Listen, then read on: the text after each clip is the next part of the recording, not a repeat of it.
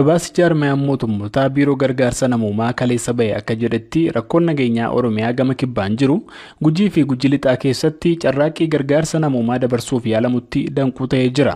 Oochaan ibsa isaatiin lakkoofsi gargaaramtootaa Oromiyaa keessaa ammaa hedduu ta'uu eere rakkoon nageenyaa kun ammoo namoota tumsa fedhan dhaqqabuu fi gufuu akka ta'e ibse. Rakkoo nageenyaatiin aanutti Gujii lixaa irraa buqqa'anii magaalaa guddoo Gujii lixaa Bulee Horaa kan jiraatanis gargaarsi isaaniif dhiyaataa jiru diqqaa ta'uu VOF himanii jiran. Buqqa'aan aanaa Bulee Horaa irraa buqqa'an kan maqaan isaanii akka heeramu hin feene akkas jedhu. Amma ani garuu amma buqqa'aniiti lafa kana galleeti amma gara waggaa lamaarra dabarre amma.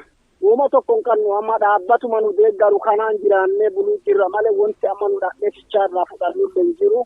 Deeggarsi isiniif dhiyaataa jiru gaadhaa isin jireessuudhaaf. Maan garuu ga'aa mootii garuu kakila koo kennaatitti nu ga'u garuu immoo du'arraa nu baraaree garuu nu jiraachisee agarsiiseera garuu inni ga'aa mootii hin hanqata. Amma buufata buqqaatotaa amma keessa jirtan kana keessa namoota hagamii ta'u kan sinfaana qubatanii jiran? Nani amma buqqa'ee amma gibbii kana keessa argamu duraan nama 48 ture amma nami lamallee buqqa'ee dhufeera amma nama 50 ga'aneera amma gibbii kana keessa akka mootummaan bulchu amma. Kun immoo naannoo warrarra firarra ollaa keessa ka jirullee hedduudha kana sanii oli jechuudha. Amma isin maatii keessan deeggaruudhaa fi gargaarsa kana qofaa eeggattu moo wanta hojjettan gara dhibiin hin jira? Wanna dhibee maal hojjanna garuu maatii ijoolleen keenya xiqqoota jajjabaatame katamaa keessa baaniiti waan namni hojjetu fa gargaaraati birrii 10 argattu. Uma kanaan bakka ijoolleen nu gargaaruu dandeenya malee addee dhibee dhaqnee hojii hojjannu hin jiru. Hojii humnaa ijoolleen as keessa bakka teeterantee hojjattee galgala ni dachaatu malee. Jiraataan Gujii lixaa kun ijoollee 20 ol akka qaban himanii ijoolleen isaanii hedduun amma barnoota dhaabanii akka jiran dubbatanii jiran. Obbo Duuba Gannaales akkasuma Bulee Horaa ganda kallachaarraa buqqa'anii buufata mootummaan qopheesse keessa jiru. Maatiin lubbuun baanee as jirra malee wanni nuti amma achii qabnu tokkattiin hin jiru. Gandi keessan sunoo ganda nagaa qabuudha moo amma to'annoo eenyuu jala jira? Bakka harka warraa jala jira. Harka aba'oo jala jira. Hagam fagaata silaa amma gandi baadiyyaa keessan magaala Bulee Horaa irraa? Bakka kennama ganda kiyyaatti kiiloomeetira 30 fagaata. Amma nuti gargaarsuma saniin jiraannaa gama kaaniin wanni nu jiraannu nama harkuma mootummaatii fi harka inni ijoo eegataa buluu malee wanni nuti amma qabeenyi nu qabnu tokkattiin hin jiru. Kadhaadha saniitiin wanni tokko waan tokkollee hin qabne. Abdiin keessan amma eegar maalire? Abdiin keenya yoo mootummaan itti warra kana keessaa baasee gara qe'ee nu deebisee malee maan kan nama abdiin nu qabnu amma nuti amma humna kennaa oli.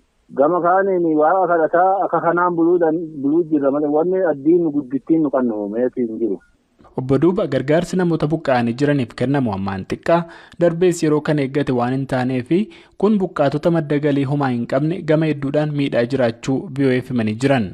Bulchiinsi godina Gujii lixaa gama isaatiin godinichatti rakkoo hongee fi nageenyaa mudateeraa jedhameen namoonni gargaarsa fedhan gargaarsa argataa jiraachuu hime. Gabaasa dhaabbata mootummoota gamtoomanii kaleessa bahe ilaalchise obbo Aduula Erbaay'ee bulchaan godinichaas akkas jechuun VOF dubbatan. Sababa rakkoo nageenyaatiin immoo hawaasi gandi seenuu dadhabne jedhamee dhaabbati kamiyyuu dhufee gaafatee ganda kana deemuu barbaadna jennee rakkoo nageenyaa qabdanii seenuu hin dandeettani jennee ka deebiin hin jiru. Hojii keenya idilee hojjechaa jirra. Iddoo rakkoo nageenyaa jirutti immoo humni mootummaatii fi uummanni rakkoo nageenyaa sana hiikkachuuf hojii hojjetaa jiru jira. Fannoon Diimaan ammas keessa deddeebi'ee uummata baay'ee gargaaraa jira. Uummata aanaa irraa kiiloomeetira 130 fagaatu malkaa sooddaa deemee deeggaraa jira. Deeggarsi namoomaa kan mootummaan kennamaafii jira. Ka beeladaa kennamu margi deemaa jira. Bishaan bokkeen deemee uummanni gargaarsa argachaa jira. Waa'ee buqqaatota Bulee Horaa jiru jedhame ilaalchiseessi kan Bulee Horaa keessa buufatanii jiran jiraattota odoo hin taane miseensota gaggeessa gandaa kan naannoo rakkoon nageenyaa jira jedhanii buqqa'an ta'us dubbatanii jiran. Obbo Beenyaa Dureessaa Buusa Gonofaa Oromiyaatti Direektara duraan akeekkachiisaa fi saaxilamummaa balaa hir'isuuti.